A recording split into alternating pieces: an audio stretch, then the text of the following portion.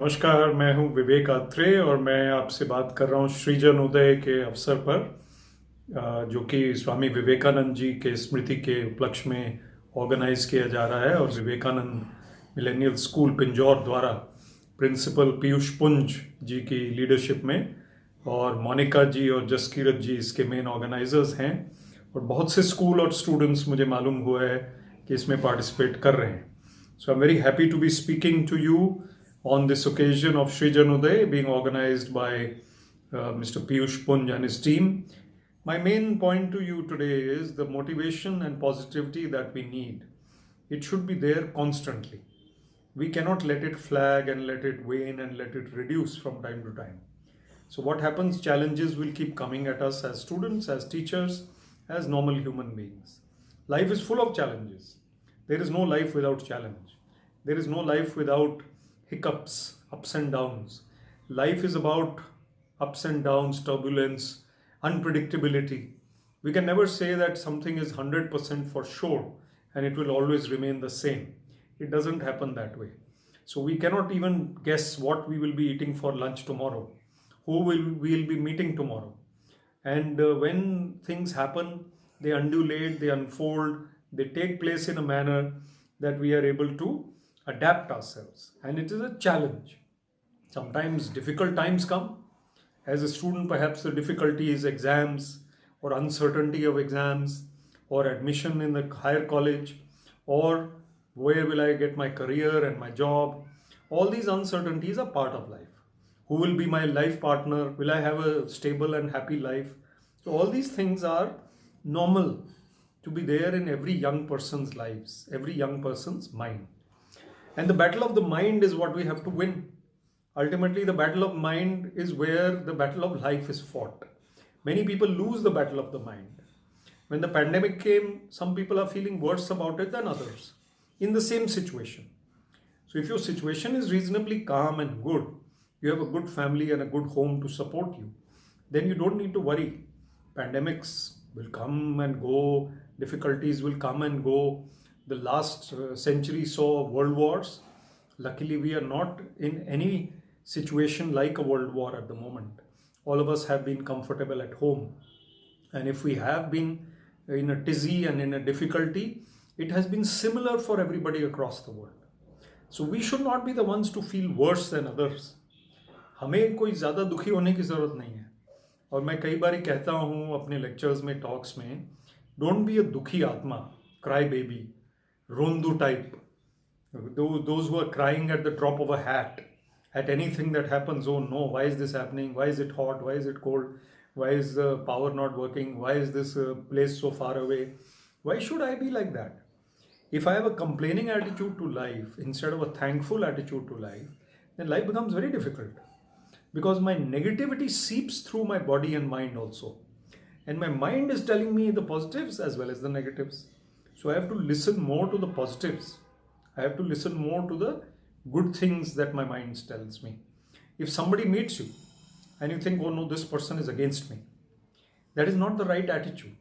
He or she may be against you for some reason which you have in your mind, but still give them the benefit of doubt, unless they do something which is worse than what you should normally expect. Then of course you have a right to be firm and to retaliate and take action as in when you feel fit.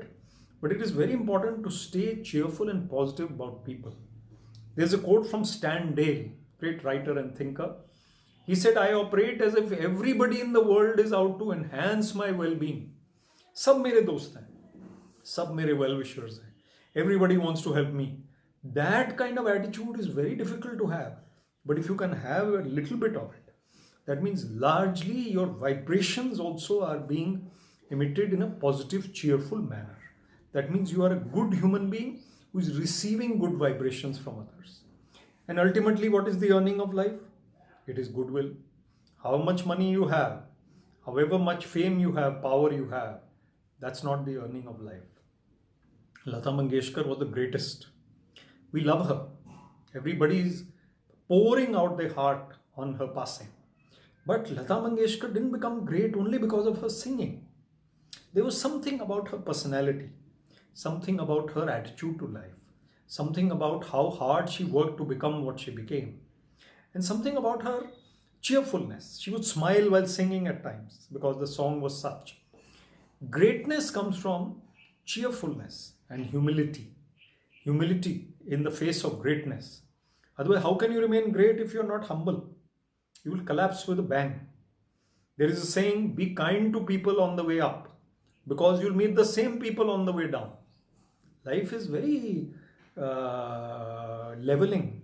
It levels out.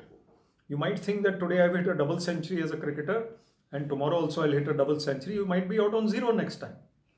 Gundappa Vishwanath, great batsman for India, made his debut at Kanpur and he made zero in the first innings, 130 something in the second innings. So life is like that. Sometimes we win, sometimes we lose. We have to be ready for both. Let us take a story. Arthur Ashe, great man, great tennis player. He won Wimbledon. And when he won Wimbledon, he was on top of the world. People were celebrating and lauding him, applauding him.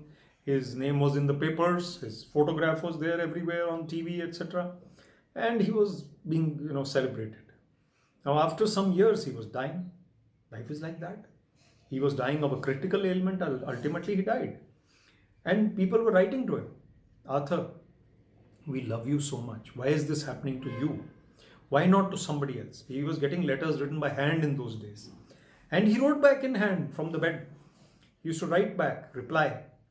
And he wrote, when I won Wimbledon, I was on top of the world.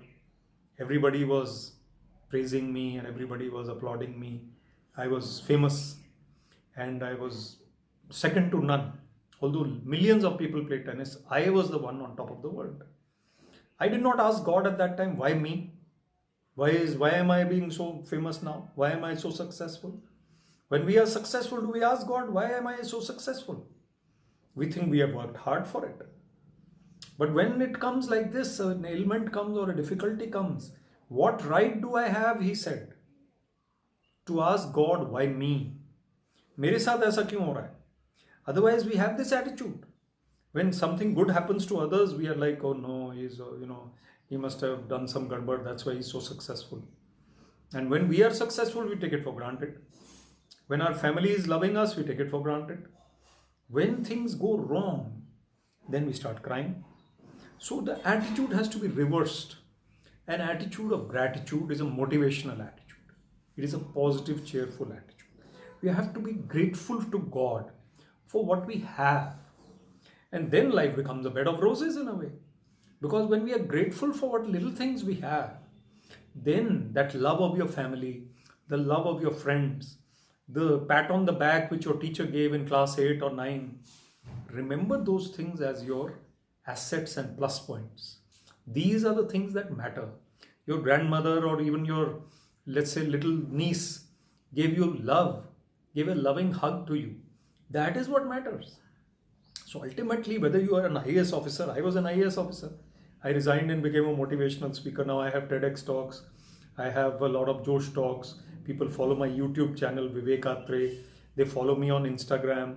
So whether I was an IAS officer or whatever I'm doing now, I have to be grateful. Grateful for all the love and adulation and whatever following I have. I cannot take it for granted. I cannot say, oh no, I'm going to be this, that, and the other. I can't do like that. I can't behave like that. I can't conduct myself like that. The more humble you are, the more hard you work, the more calm you are, the better your life will be. Your reactions to others have to be cheerful. Keep smiling, be helpful to others, compassionate to others. And calmness is your best friend. Calmness and creativity. Adopt these two C's in your life. Calmness comes from sports, physical activity, meditation. Meditation is the vital activity of your life. Yoga, meditation. Please do that regularly and follow some path. I follow meditation. I read a lot of books on meditation. Paramhansa Yogananda, author of the Autobiography of a Yogi, my favorite book. I have written 4 books. Don't read them if you don't have time, but read Autobiography of a Yogi by Paramhansa Yogananda. And you must remain calm as much as possible. Calmness gives you positive health, physical, spiritual, mental well-being. Then creativity. Creativity brings color to life, brings excitement to life, brings happiness to life. You become a better person because you are an artist, a musician, good at your work, entrepreneurship skills. Public speaking skills are also important. If I am delivering a speech which is the same every day, I'll also get bored. So today my speech is different from yesterday. I enjoy that creativity. I bring in a new story. So let's close with the fact that life is meant to be led with some determination, calmness, creativity, all-round ability, cheerfulness, thankfulness, balance. These are the keys to life. So remember that we talked about these things. Khush rahiye, be happy, be successful in whatever you do, and if difficulties come, be calm. They will go away, but you have to be calm in that difficult time. And one day the sun will rise again for you and you'll be high in the sky. Then be humble. Thank you. Jai Hind. All the best to all the participants. And once again, thank you to Mr. Piyush Punj and the teachers who have organized this event for Srijanoday. Thank you. Jai Hind.